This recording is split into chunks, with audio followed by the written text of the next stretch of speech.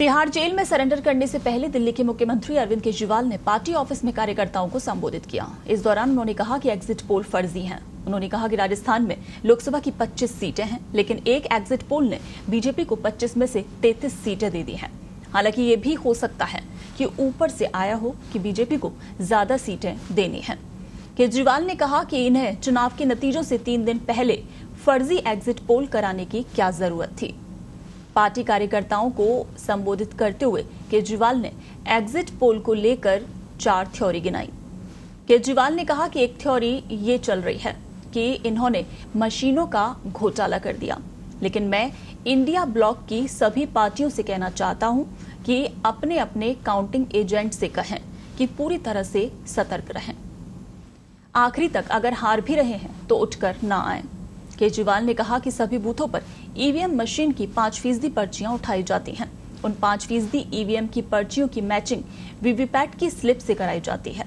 VVPAT पर जो slip होती है उसकी काउंटिंग होती है। अगर इसका मिलान न हो तो वहां चुनाव रद्द कर दिया जाता है।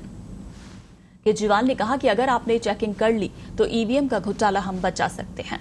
उन्होंने कहा कि आखिर तक ईवीएम और वीवीपैट की मैचिंग करानी है। केजरीवाल ने कहा कि दूसरी थ्योरी ये चल रही है कि एग्जिट पोल में उन्होंने इतनी ज्यादा सीटें इसलिए दिखाई क्योंकि इनके लोगों ने शेयर मार्केट में काफी इन्वेस्ट कर रखा है। कल जब शेयर मार्केट खुले तो बम्पर आंकड़ा छुए तो ये अपने शेयर बेचकर निकल जाएं।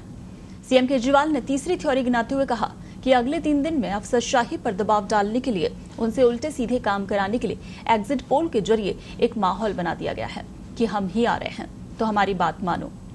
आप संयोजक ने कहा कि चौथी थ्योरी ये चल रही है कि अगर एग्जिट पोल वालों ने कल ही कम सीटें दिखा दी होती तो हो सकता है कि इन दोनों के खिलाफ आरएसएस और बीजेपी में कल ही बगावत शुरू हो जाती।